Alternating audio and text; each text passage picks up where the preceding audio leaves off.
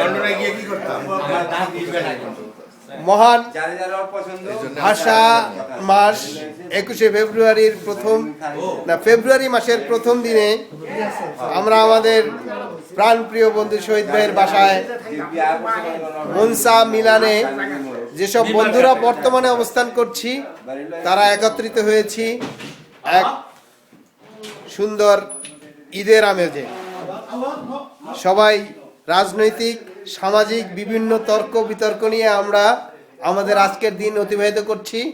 সেই সাথে আছে আমাদের বিশিষ্ট বন্ধু সাইফুল ভাইয়ের সেই বিখ্যাত রান্না। আপনারা হয়তো শব্দ শুনতে পাচ্ছেন, কিন্তু শব্দটা অন্যরকমের, কিন্তু আসলে শব্দটা কিন্তু এর রান্না করার এই একটা প্রক্রিয়া। আপনারা ভাববেন না আমরা সবাই মিলে একসাথে এই শব্দ করছি। না এক্সকিউজ মি, আপনি কিসের ক্যামেরা ছবি করতেছেন বুঝি নাই, বুঝাই বলেন। জি, এইবারে আপনাদের সম্মুখে দু চারটি কথা বলবেন রাজনৈতিক বিষয়ে। সেই 80 দশকের বিখ্যাত রাজনীতিবিদ আমাদের বিখ্যাত মাহবুব ভাই, সে 80 দশকের রাজনীতি নিয়ে দু একটি কথা বলবেন। আমি 80 দশকের আগের থেকে মিরপুরে থাকি। নম্বর মাজারে ওই যে আমার এক বন্ধু বলতে মিরপুরে আসলে গাঁজা বেচতাম না। গাঁজা খাইতেন? গাঁজা খাইতাম না, মাঝে মাঝে বাংলা খাইতাম।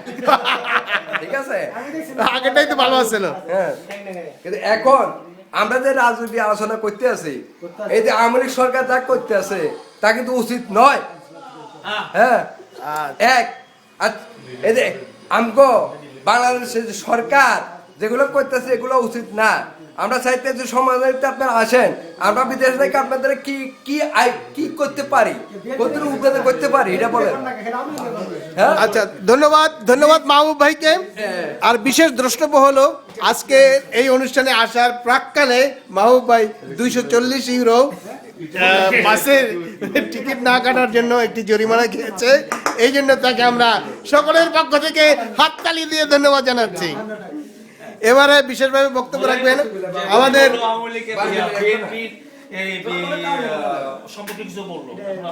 এবারে আমাদের এই সভায় বা এই সুন্দর অনুষ্ঠানে দু চারটি কথা মাহবুব ভাইয়ের কথার পরিপ্রেক্ষিতে দু চারটি কথা বলবে একজন বিশিষ্ট রাজনৈতিক বিশেষজ্ঞ, সম্ভবত আওয়ামী লীগের ধারার লোক, আমাদের বন্ধু বশির ভাই।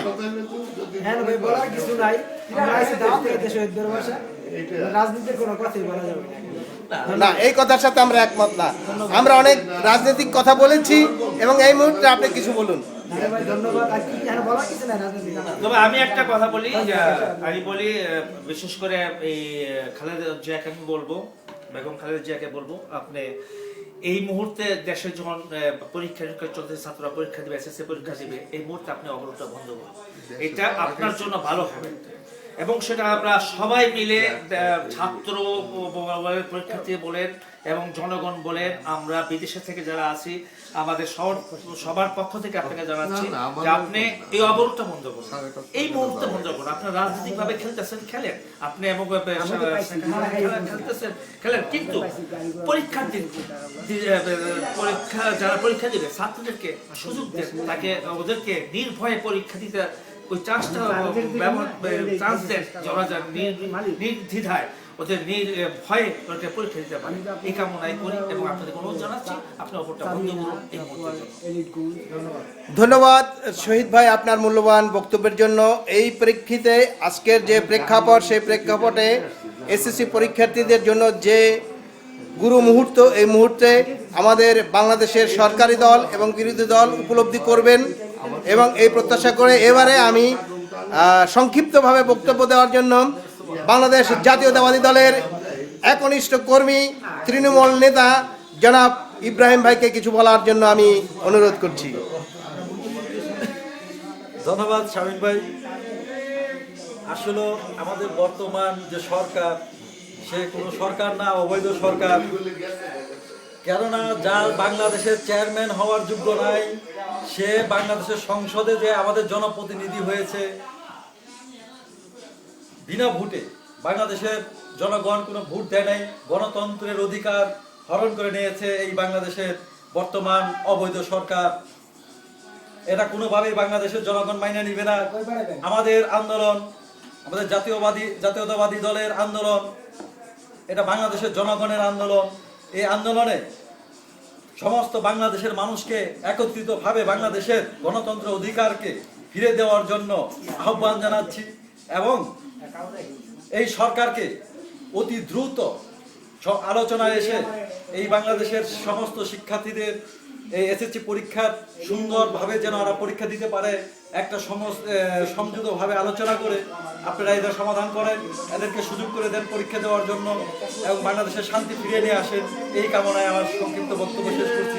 ধন্যবাদ সবাই। না, ইব্রাহিম ভাইয়ের কাছে একটি প্রশ্ন, এই যে বর্তমানে যে পেট্রোল বোমার যে একটি রাজনীতি চলছে, দেশের সাধারণ মানুষ, মা বোন এবং শিশুরা যে অগ্নিদগ্ধ হয়ে হাসপাতালে কাতরাচ্ছে, এই রাজনীতি সম্পর্কে আপনি কিছু বলুন।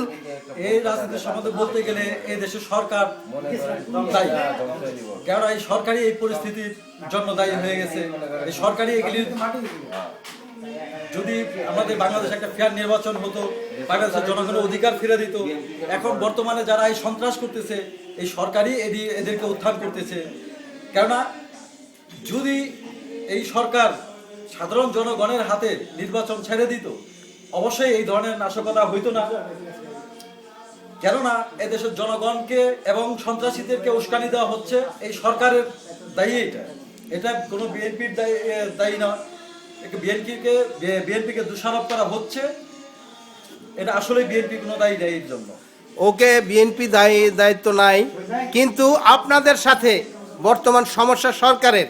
আপনি যদি পেট্রোল বোমা মারতেই চান তাহলে সেই গণভবনে যায় পেট্রোল বোমা মারেন, পেট্রোল বোমা যদি মারতেই চান তাহলে সংসদ ভবনে গিয়ে পেট্রোল বোমা মারেন।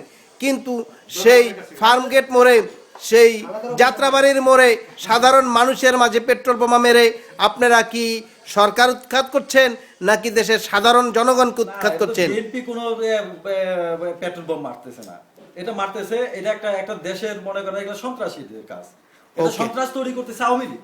ওকে, আপনাকে ধন্যবাদ।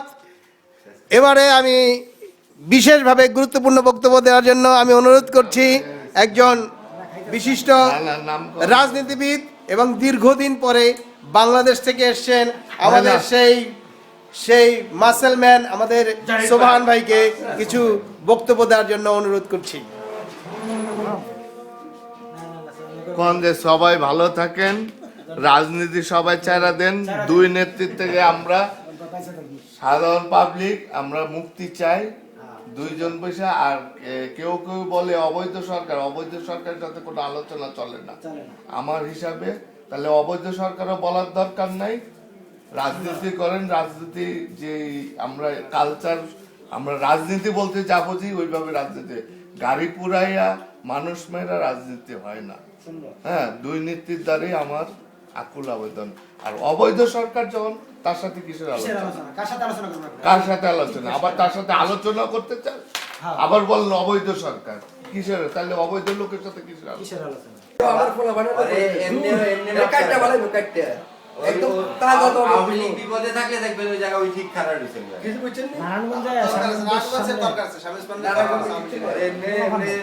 আওয়ামী লীগের যারা বিএনপি যারা করে না, তারা বিকাল বেলা টেলিফোনে সালাম দেয় সামিম ভাই, রাতে আজকে তো জাতীয় পার্টি যারা করে তখন সালাম দিত। ভাই আমরা তো ভাই গরম বক্তৃতা দিয়েছি, আজকে গরম বক্তৃতা দিয়েছি, মনে কিছু নিয়েন না, এমন করে করে রাজনীতি, এটা এইভাবে রাজনীতি করে, আমি জানি না এটা তো পরে ঠিক আছে, কিন্তু এত বড় গডফাদার হ্যাঁ বহুত জায়গা নিয়ে আর বাবাই বহুত জায়গা দোহা কি এই আওয়ামী লীগের সিটি থেকে শেখ মুজিবুর রহমান ভাই বোন মধ্যে একজন থাকলে না একটা ই হবে এটা তো professional সব কিন্তু সব ভাই অর্থনৈতিক ভাবে ওরা এবং প্রতিষ্ঠিত অর্থনৈতিক ভাবে অর্থনৈতিক ভাবে শামীম ওসমান যে বাসাটা থাকে নারায়ণগঞ্জে, যে বাসাটা তো অতটা হাই পেয়ে এটা পুরান বাড়ি, এই তো পুরো এটা বাবার বাড়ি, এটা ভাঙে না, কোথায় বাড়িতে না ভাঙে না, কোথায় বাড়ি আর বুঝছেন ভাই বোনের মধ্যে দুই একটা কাজ থাকলে আর একটু ভালো লাগে, সবটি একরকম সবটি একরকম। এই সেলিম যে এবার এমপি হয়েছে, সেলিম তো মারা গেছে, না নাসিম নাসিম আছে, সেলিম নাসিম মারা গেছে। না সেলিম ওসমান আছে। ও আপনারা কি করেন? নাসিম ঠিক আছে, নাসিম ওসমান জাতীয় পার্টির লোক, আমি ব্যবসায়ী বুঝছেন নি, শুধু বড় লোক না, ওরকম ভালো লিডার ছিল, ওই মাস্তানি করতাম, ও আসলে ভালো খারাপ হই যে ও আসলে ভালো লিডার বুঝছেন নি, ওর নামই তো ওরা চলতেছে। একটা মার্ডার কেসের আসামি আর বাপে মারার পরে বুঝছেন নি ওই বের হচ্ছিল রাজনীতি। ওরা না ওরা হয়েছে না শামীমের মাস্তান কলেজ জীবন থেকে মাস্তান ও বড় মাস্তান ছোটবেলা থেকে তুলনা করে যে বিভিন্ন সময় কোনো পিড়াই লড়াই মনে করে সব বাগাই দিয়ে পারে একসাথে দেখাই কেমন জানেন আর মনে করেন সব ধরনের পোলাপান যাইতো সব পার্টির লোক পোলাপান জাসদের এক সেটেই ছিল জাসদের এক সেটে অস্তিত্ব ছিল তুলনা করে যে সময় নাসিম বিপি হয় শামীমের যে সময় বিপি হয় শামীমের বুঝছেন নি ছাত্র থেকে যখন বিপি হয় শামীমে ওই সময় তুলনা করে ছিল জাসদের পুরো আট জাসদের পুরো আমাদের ভাইরা আগে অর্ধেক মারছে অর্ধেক সব ধরনের লোকই যাইতো সবাই আমার মতো সিগারেট না আপনি আবার তো শুরু সিগারেট আমার মতো সিগারেট কি হইতেছে এই জায়গায় হ্যাঁ অনেকদিন পরে বাসায় একটা ফেস্তা হচ্ছে আজকে রবিবার প্রথম ফেব্রুয়ারি মাসের 1 তারিখে আমরা সব বন্ধু নাই অনেকেই লন্ডন চলে গেছেন যারা কয় সামনে বুক জিতিয়ে আছেন আমাদের অরূপদা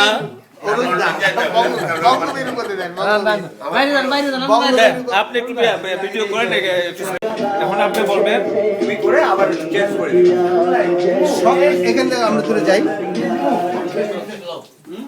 আগে যে বক্তৃতাগুলি শুনছেন এখন বলতে পারেন সব বক্তৃতার শেষে একটি কথাই বলতে চাই আমার দেশ বাংলাদেশ 30 লক্ষ শহীদের বিনিময়ে বাংলাদেশ 2 লক্ষ মা বোনের ইজ্জতের বিনিময়ে বাংলাদেশ বাংলাদেশের আওয়ামী লীগ বলুন বিএনপি বলুন সকল রাজনৈতিক দলের তৃণমূল নেতা নেত্রী থেকে শুরু করে সিনিয়র সকল নেতৃবৃন্দ বাংলাদেশকে উপলব্ধি করে রাজনীতি করবেন এই প্রত্যাশা সকলের বাংলাদেশের অপামার জনসাধারণকে মূল্য দেবেন বাংলার মাকে মূল্য দেবেন বাংলার সেই শিশুকে মূল্য দেবেন এই প্রত্যাশা করে বাংলাদেশের রাজনীতিতে সুস্থ ধারা ফিরে আসবে বিরোধী দল বলুন সরকারি দল বলুন সকলেই বাংলাদেশকে উপলব্ধি করে বাংলাদেশ এগিয়ে যাবে এই প্রত্যাশা সকলের